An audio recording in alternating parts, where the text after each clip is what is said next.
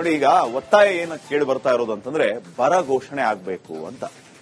ಬರ ಘೋಷಣೆ ಆಗ್ಬೇಕು ಅಂತಂದ್ರೆ ಅದಕ್ಕೊಂದು ಮಾನದಂಡ ಅಂತಿದೆ. ಯಾವ ಸಂದರ್ಭದಲ್ಲಿ ಬರಗಾಲ ಅಂತ ಘೋಷಣೆ ಮಾಡಲಾಗುತ್ತೆ, ಅದಕ್ಕೆ ನಿಯಮಗಳಂತಿದೆ. ಆ ನಿಯಮಗಳೇನು ಅಂತ ನೋಡ್ತಾ ಹೋಗೋಣ. ವೀಕ್ಷಕರೇ, ವಾಡಿಕೆ ಮಳೆಗಿಂತ 60% ಮಳೆ ಕೊರತೆ ಇರಬೇಕು ಅನ್ನುವಂಥದ್ದು ನಿಯಮ. ಈ ವಾಡಿಕೆ ಮಳೆ ಅಂದ್ರೇನು? ಒಂದು 25ರಿಂದ 30 ವರ್ಷದ ಎವರೇಜ್ ಅನ್ನ ತಗೋತಾರೆ. ಈ 25ರಿಂದ 30 ವರ್ಷದ ಅವಧಿಯಲ್ಲಿ ಪ್ರತಿ ವರ್ಷವೂ ಕೂಡ ಆಯಾ ಪ್ರದೇಶ, ಪರ್ಟಿಕ್ಯುಲರ್ ಆಗಿ ಆಯಾ ಪ್ರದೇಶದಲ್ಲಿ ಎಷ್ಟು % ಮಳೆ ಆಗಿತ್ತು, ಎಷ್ಟು ಮಿಲಿಮೀಟರ್ ಮಳೆ ಆಗಿತ್ತು, ಆ ಮಳೆಗಿಂತ ಕಡಿಮೆ ಮಳೆ ಆಗ್ಬಿಟ್ರೆ ಅದು ವಾಡಿಕೆ ಮಳೆಗಿಂತ ಕಡಿಮೆ ಅಂತ ಹೇಳಿ.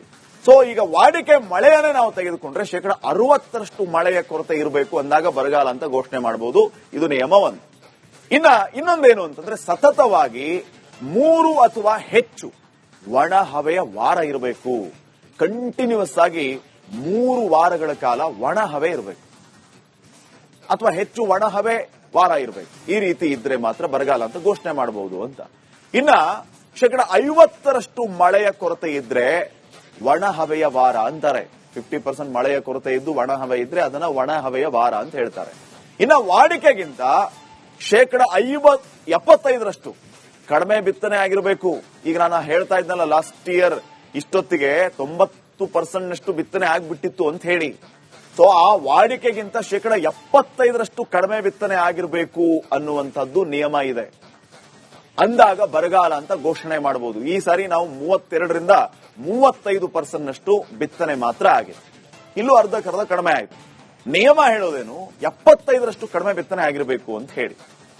ಉಪಗ್ರಹ ತಂತ್ರಜ್ಞಾನದಲ್ಲಿ ಬೆಳೆ ಹಾನಿ ಆಗಿರಬೇಕು, ಅದು ಕಾಣಬೇಕು ಅಂತ ಹೇಳಿ. ಸ್ಯಾಟಲೈಟ್ ಮೂಲಕ ಇವರು ಪಿಕ್ಚರ್ ತಗೋತಾರಲ್ಲ, ಅದನ್ನು ನೋಡಿದಾಗ ಬೆಳೆ ಹಾನಿ ಆಗಿದ್ದಲ್ಲಿ ಕಾಣಬೇಕು ಅಂತ ಹೇಳಿ.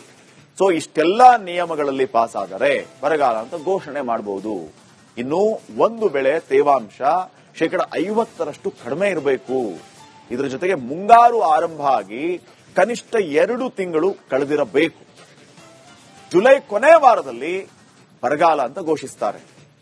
ಸೊ ಅಲ್ಲಿವರೆಗೂ ನಾವು ವೇಟ್ ಮಾಡಬೇಕಾ? ಈಗ 60% ಮಳೆಯ ಕೊರತೆ ಅಂತಂದ್ರೆ ನಮ್ಮಲ್ಲಿ ಎಷ್ಟು ಮಳೆಯ ಕೊರತೆ ಇದೆ? ಈ ನಿಯಮಗಳನ್ನು ನೋಡ್ತಾ ಹೋದ್ರೆ ಇನ್ನೂ 2 ತಿಂಗಳು ಕಾಯಬೇಕು ಅಂತ ಪರಿಸ್ಥಿತಿ ನಮ್ಮ ರಾಜ್ಯದಲ್ಲಿ ಇದೆಯಾ? ಹಿಂಗಾಗಿ ನಿಯಮಗಳನ್ನ ಸಡಿಲಿಸಿ ಅಂತ ರಾಜ್ಯ ಸರ್ಕಾರ ಕೇಂದ್ರಕ್ಕೆ ಮನವಿಯನ್ನ ಮಾಡ್ಕೋಬೇಕು. ಆ ಕೆಲಸವನ್ನ ಈಗ ರಾಜ್ಯ ಸರ್ಕಾರ ಮಾಡಿದೆ. ಪತ್ರವನ್ನ ಬರೆದು ಮನವಿಯನ್ನ ಮಾಡ್ಕೊಂಡಿದ್ದಾರೆ. ನಿಯಮ ಸಡಿಲಿಸಿ ಅಂತ ಮನವಿಯನ್ನ ಮಾಡ್ಕೊಂಡಿದ್ದಾರೆ. ಈಗ ಮೊದಲು ಆಗ್ಬೇಕಾಗಿರೋ ಕೆಲಸ ಏನಂತಂದ್ರೆ ರಾಜ್ಯ ಸರ್ಕಾರ ಬರಗಾಲ ಅಂತ ಘೋಷಣೆ ಮಾಡಿಬಿಡಬೇಕು. ತದನಂತರ ಕೇಂದ್ರಕ್ಕೆ ಈ ವಿಚಾರವನ್ನ ತಿಳಿಸಬೇಕು. ಕೇಂದ್ರದಿಂದ ಒಂದು ತಂಡ ಬರುತ್ತೆ, ಹೋಮ್ ಅಫೇರ್ಸ್ ಅವರು ಎಲ್ಲ ಬಂದು ಇದನ್ನ ನೋಡ್ತಾರೆ, ಸ್ಪಾಟ್ ಇನ್ಸ್ಪೆಕ್ಷನ್ ಮಾಡ್ತಾರೆ. ಕೇಂದ್ರದಿಂದ ತಂಡ ಬಂದು ಎಲ್ಲವನ್ನ ಕೂಲಂಕುಷವಾಗಿ ಪರಿಶೀಲನೆ ಮಾಡ್ತಾರೆ. ಈ ಬೆಳೆ ಸಂಪೂರ್ಣವಾಗಿ ಹಾಳಾಗಿದೆಯಾ ಅಥವಾ ಜಮೀನಲ್ಲಿ ಉಳ್ಕೊಂಡಿರುವಂತಹ ಬೆಳೆಯಿಂದ ಬೆಳೆ ಬರುತ್ತಾ, ಆ ನಿರೀಕ್ಷೆ ಮಾಡಬಹುದಾ, ಹಿಂಗೆ 10 ಹಲವು ನಾಮ್ಸ್ ಅವ್ರದ್ದು ಕೂಡ ಇದೆ. ಅವೆಲ್ಲವನ್ನು ನೋಡಿ ಲೆಕ್ಕಾಚಾರ ಹಾಕಿ ಎಷ್ಟು ಪರಿಹಾರ ಕೊಡಬೇಕು ಅಂತ ಒಂದು ಲೆಕ್ಕ ಮಾಡಿಕೊಂಡು ಇವರು ರಾಜ್ಯ ಸರ್ಕಾರದವರು ಕೇಳ್ತಾರೆ ಇಂತಿಷ್ಟು ಪರಿಹಾರ ನಮಗೆ ಕೊಡಬೇಕು ಅಂತ. ಆದ್ರೆ ಕೇಂದ್ರ ಸರ್ಕಾರ ಈ ತಂಡವನ್ನ ಕಳಿಸಿ ಎಲ್ಲಾ ಮಾಹಿತಿಯನ್ನ ತೆಗೆದುಕೊಂಡು ಹೋಗಿ ಎಷ್ಟು ಪರಿಹಾರ ಕೊಡಬಹುದು ಅಂತ ಲೆಕ್ಕಾಚಾರ ಹಾಕಿ ಒಂದು ಅಮೌಂಟ್ ಅನ್ನ ಅವರು ಕಳಿಸ್ತಾರೆ. ಈ ರೀತಿಯ ಪದ್ಧತಿ ಇದೆ, ಈ ರೀತಿಯ ಪ್ರೊಸೆಸ್ ಇದೆ.